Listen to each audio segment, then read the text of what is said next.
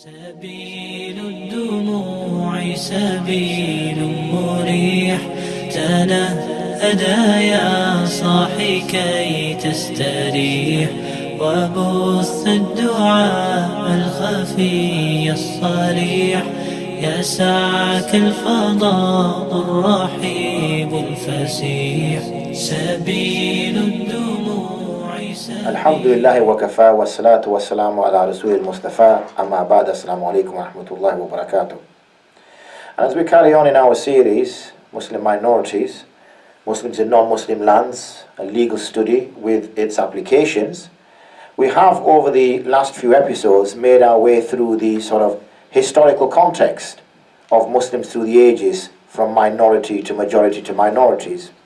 The next two episodes, we're going to focus on something different. If you remember, and if you can recall, when we discussed with respect to the analysis of the source text, as it's termed, the hermeneutic analysis, the hermeneutic approach, we found that there were three kind of main approaches.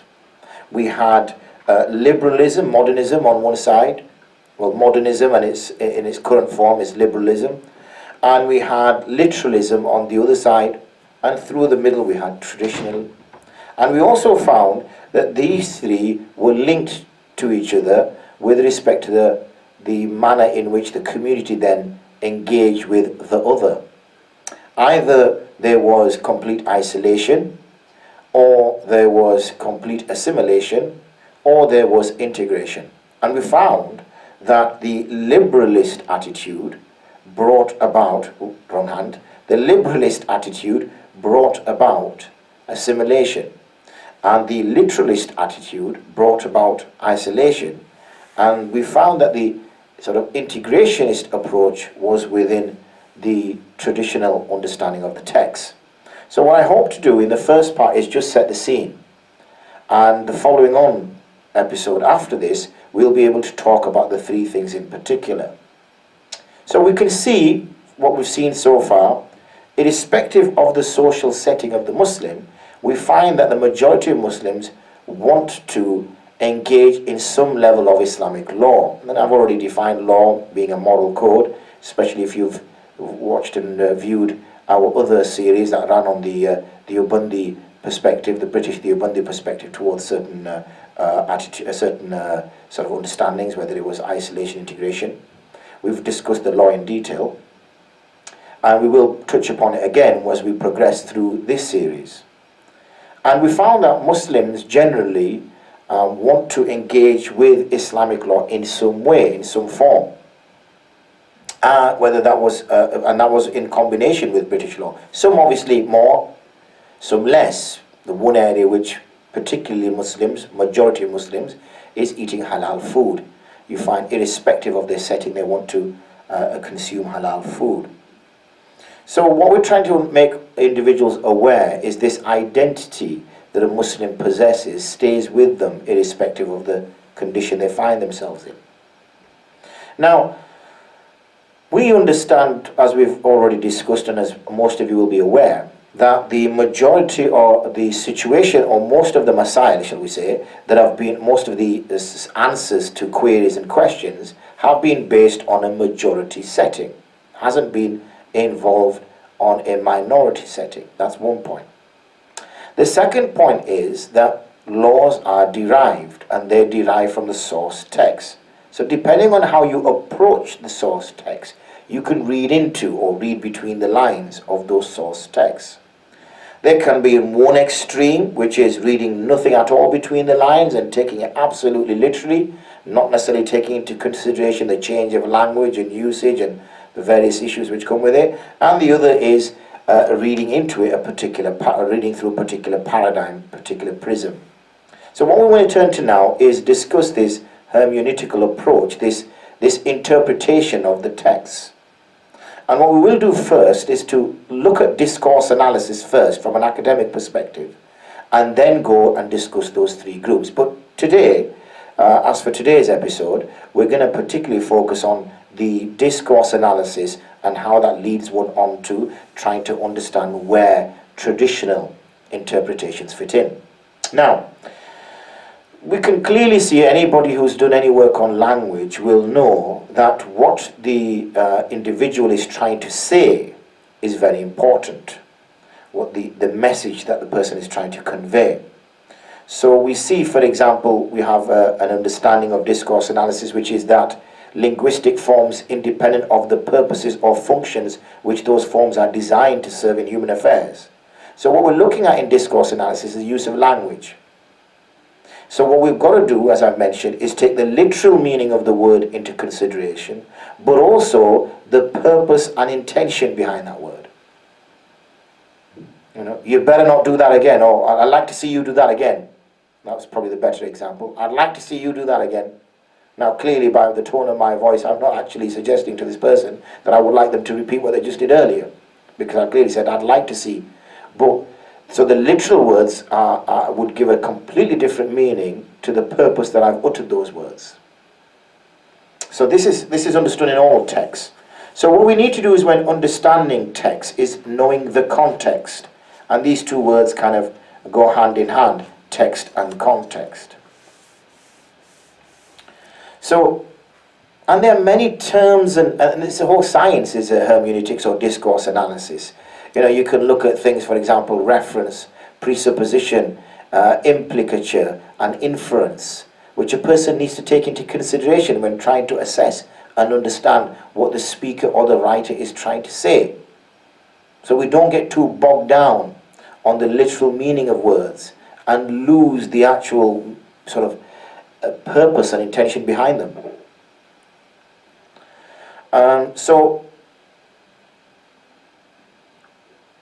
So we're looking at the words themselves, what the words mean. So A, we're looking at words. B, we're looking at sentences.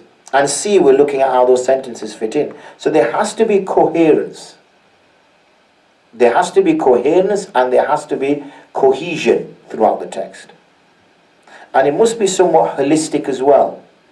It's not right to take sort of little sentences out and not necessarily bring them in together in a holistic way in order to understand that. So that's important as well. So we've got so there's this balance to do. So you can clearly see it's quite a complicated science in terms of what we're talking about. Now, when we're talking about just generally my conversation that I'm having right now and me speaking, I guess that's a lot easier to understand, because there's always ways of interrogating me or asking me questions for further clarification.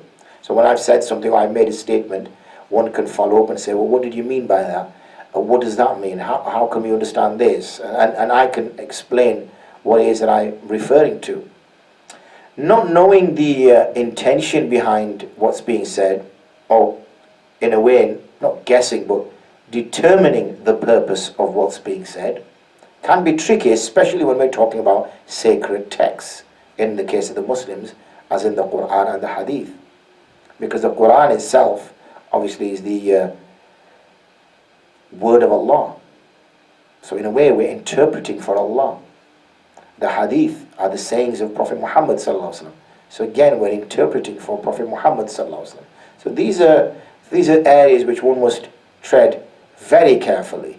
For not only is it the great responsibility of translating that, it's the individual interpreting that, it's the individuals who then will come after and follow those particular steps, which adds to the difficulty. So anything that must be said, there must be a purpose behind it. And therefore it is trying to search for that purpose, trying to search for that understanding. So in Islam we say that the seekers, why is it we're seeking it? If we go back again to sacred texts, if we go back again to religious texts, what is it we're trying to determine? What we're trying to determine is what Allah subhanahu wa ta'ala wants from us. And we're also trying to determine what He values and what He doesn't value. So what He considers to be good and what He considers to be bad. That's another thing that we're looking for. Why? So we can avoid bad and we can do good. But what is bad? Is bad how you and I see it?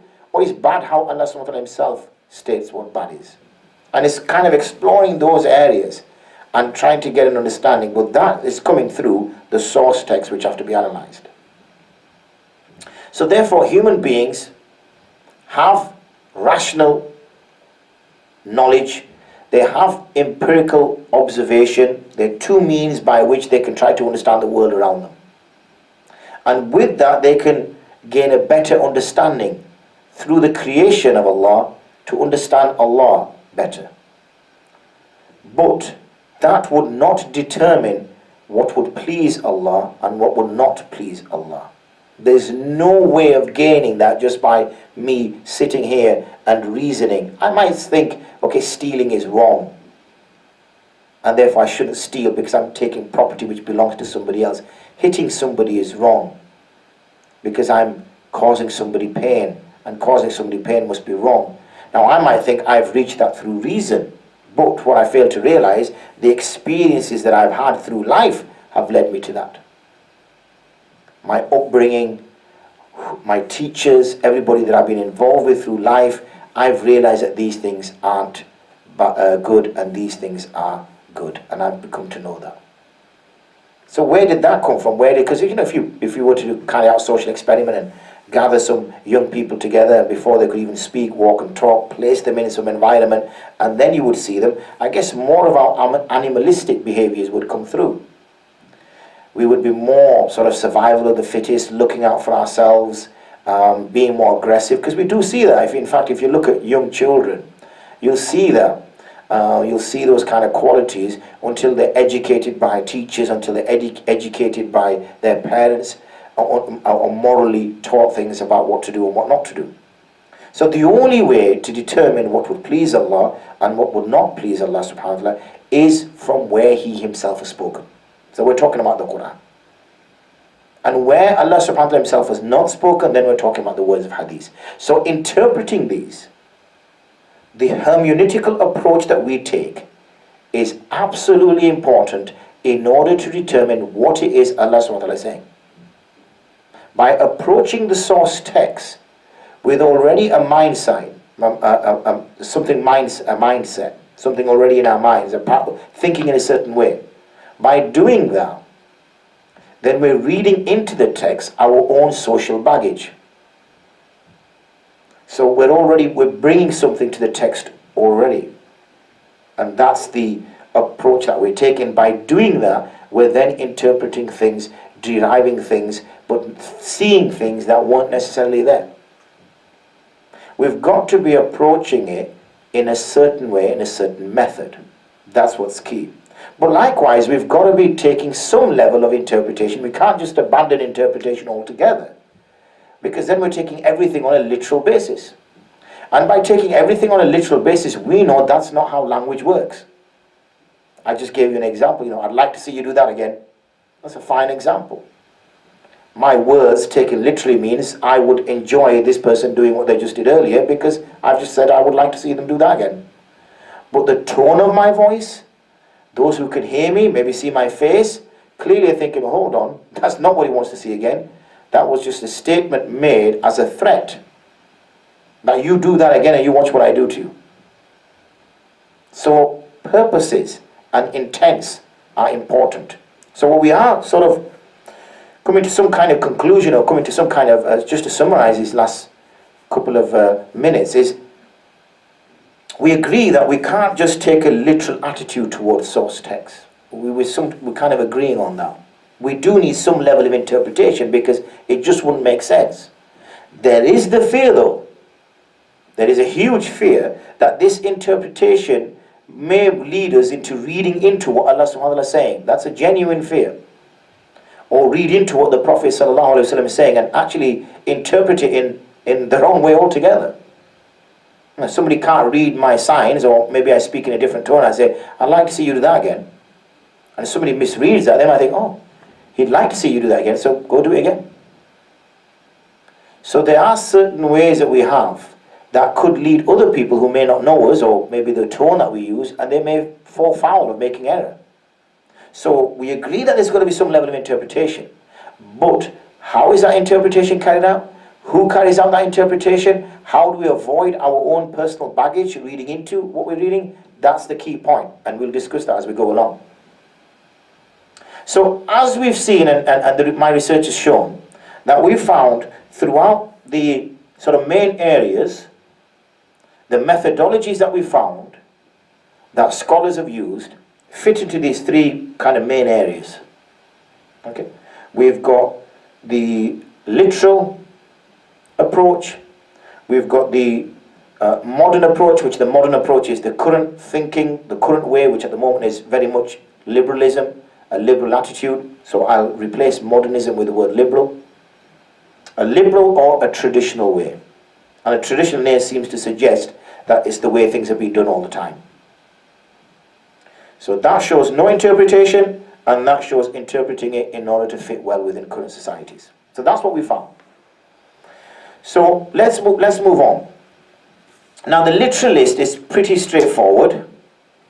Nothing much to say. Literalist attitude says no interpretation required. That's it. Take it on face value and accept it on face value. Traditionalism and liberalism actually do carry out some level of interpretation. So as a result, we'll focus on them. So when we carry out research or we interrogate our source text and we're seeking answers to moral and ethical questions, we have to go about doing that in a certain way. We have to have an authority. We have to have a model of our approach. So exploring, so what do we determine as authority? Well, the traditionalist very much so consider revelation to be an authority. And that is the first and foremost, and that's the absolute issue, and that's what dictates everything else. As for the liberal attitude, reason is placed as the absolute authority. So let me give you an example. Those source texts, or those parts within the text which don't fit well with reason, are removed or ignored or devalued because it doesn't sit well with reason. Whereas the traditional camp or the traditional approach very much so look at applying whatever revelation is. So they value the text, ascertain its truthfulness, validate it, its accuracy, its precision, how truthful it is. Once they've determined it and attached a value to it and said this is unequivocal, absolute, beyond any doubt, then irrespective of what that text is mentioning, it is given the authority. Whereas a liberal attitude is very much different. So that's what a key point that I wanted to stress at that point. So they are mutually exclusive by that very much definition that I've just given you there. There can't be, there can't be places where, as we have in Venn diagrams, where the two could meet. Never the twain will meet. They're opposites in that respect. The reason being is that the liberal camp will look at the traditional camp and consider them to be backward, out of date, and suggest that because these individuals don't want to let go of times gone by and are approaching texts in the same way as times gone by, then they're holding society back. They can't deal with modernism because they're not fitting into modernism. So they're out of touch, they're out of date, they're defunct, they should be put to rest.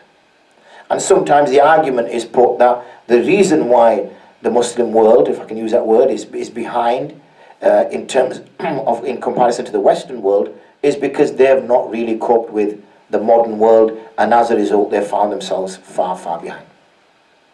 And the more we engage in that way, the more we're going to be found further behind.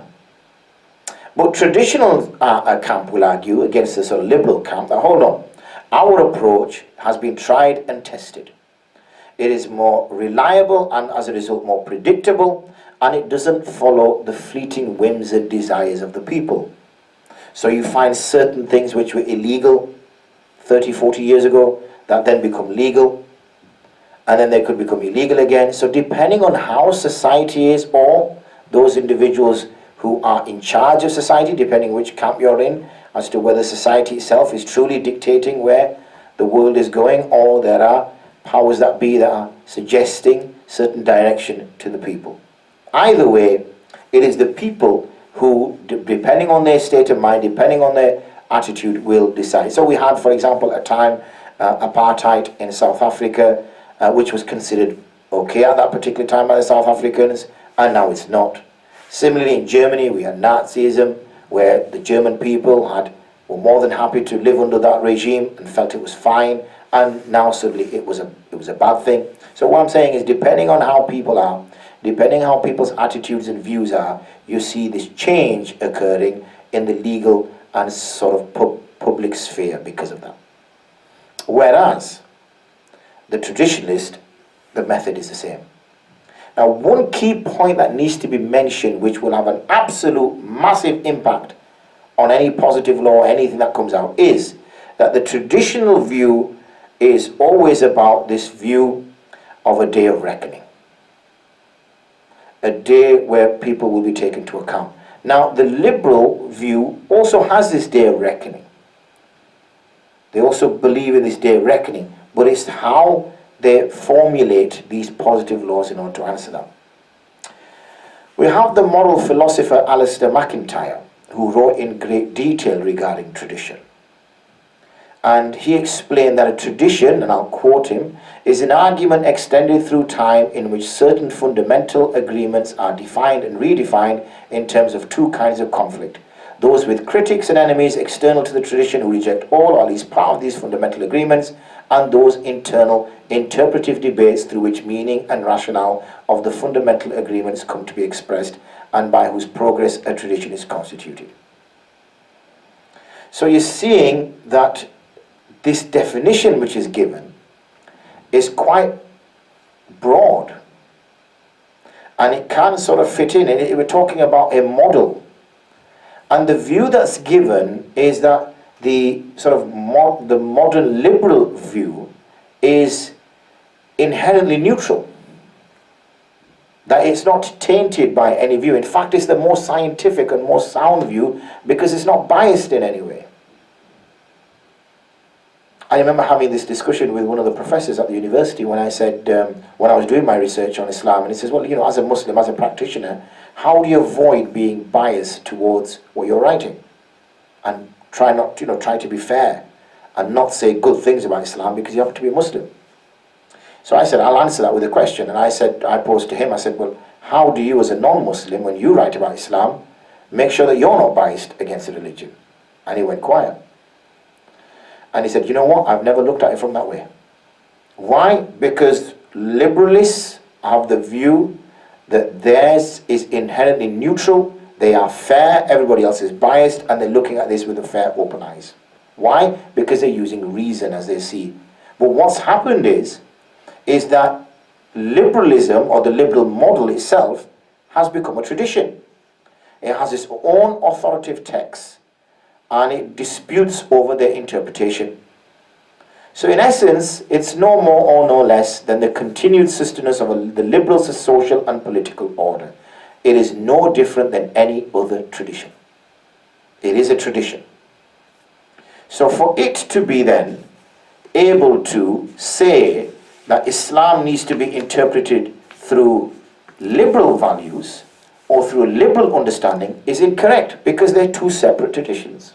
And MacIntyre himself spoke about incommensurability between traditions, that you can't use one tradition to value the other tradition. What you need is something which is outside the traditions, something which is neutral, something which sort of sits above them, that you can assess both of them against. But that such thing doesn't exist. So basically you're just having different walks of life. So it's basically, liberalism is just another religion. It has its own God, reason. It has its own priests, those individuals who are considered as the authority within liberalism. It has its own authoritative texts. And it has its own model. And what does it try to do? It tries to sustain its social and political order.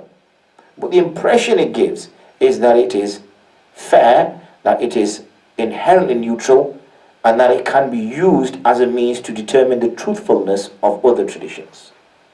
And this is very arrogant, first of all, and incorrect for it to try to attempt that. You see this taking place also within the Muslim tradition itself, that people who are coming, who happen to be Muslims, and are coming from outside the traditional approach of Islam. And when I'm talking about tradition, we will discuss that in more detail later, but for now, just so that people know what I'm referring to, we're talking really about how traditional Islam has been kept and preserved, and that is through the four schools of fiqh: Hanafi, Maliki, Shafi, and Hanbali. These are the four that have kept this tradition since just after the time of Prophet Muhammad ﷺ, using his source, the sources from him, and the sources of course being the Quran itself as well. So what we have then is that, and this shouldn't be looked at as negative, and we have something which is held very highly within Islam, which is the concept of isnad, and which is this chain of transmission, in order to make sure that we have a guarantee of authenticity, and we have a blueprint how best to live individuals' lives individually and collectively. So to use an alien methodology, to use another tradition in order to try to understand a tradition is completely wrong. What I'm saying is, to use liberalism in order to understand Islam, or to use liberalism in order to determine what Allah subhanahu wa ta'ala or the Prophet sallallahu alaihi wasallam want, is incorrect, because you are using a tradition which has its own premises, its own methodologies, and you're trying to now apply that to a tradition which is completely different. So it's not going to work. So we see, for example, this type of work going on, and we see that there's a view which exists within the liberal approach, and they look very negatively towards traditionalism. They refer to it as sterile scholasticism and blind imitation of early authorities. And when they say what we need to do is a fresh look, but claim to be authentic. So this is the modernist liberalist argument that's put, that we need to really shake up the traditional tradition and have a look at it. The question is, and I've already asked the question, and to a certain extent answered the question as well, is this approach a legally sanctioned development, a tajdeed, or is this an illegitimate innovation, a bid'ah? And you'll see as my argument progresses that my research has clearly pointed out that this is not a renewal or renovation of the deen. This is actually an innovation within it, bringing into it something which does not belong to it. Remember, again, if you watch our videos on bid'ah, you'll understand that bid'ah is something which takes place, which is being brought from outside of the tradition, from outside of the religion, in order to modify something. Whereas to renew, a renewal or a revival, that can be any of the components and methodology which exist within the tradition, which allows it to carry on, as we saw when we talked about the use of teaching grammar, Islamic schools and things of that nature. But I suggest if you watch the videos on bid'ah, you'll understand that greater. So we're seeing this kind of split occur between the various two. And you find, for example, many of those who want or push for this liberal attitude tend to be educated from university settings, who have then have done some Islamic studies, and then they're trying to sort of bring their university understanding into the sort of tradition that they've been trained up in. On the other flip side, on the liberal side, you tend to find that it's mainly, as I use the term, it's a term which is used, so I'll use it as well, Islamists, and they also tend to be affiliated to modern secular educational institutes. They also argue that we need to seek true Islam away from the blind imitation, away from the sort of people who are held back in this way, and we need to try a different approach. And they also argue the same point. But it's the traditional schools which sit and have sat in the place of true leadership and true deen, and have continued to protect it over the centuries. Now, today's episode was to just give a brief overview and introduce the topic of hermeneutical analysis and the three particular methodologies that exist. Join in for the next episode, in which I will be able to talk in great detail both about the liberal approach and the traditional approach. They're the two main areas, and also touch upon the literal approach. I hope you can join me for that one, inshallah. Assalamu alaikum wa rahmatullahi wa barakatuh.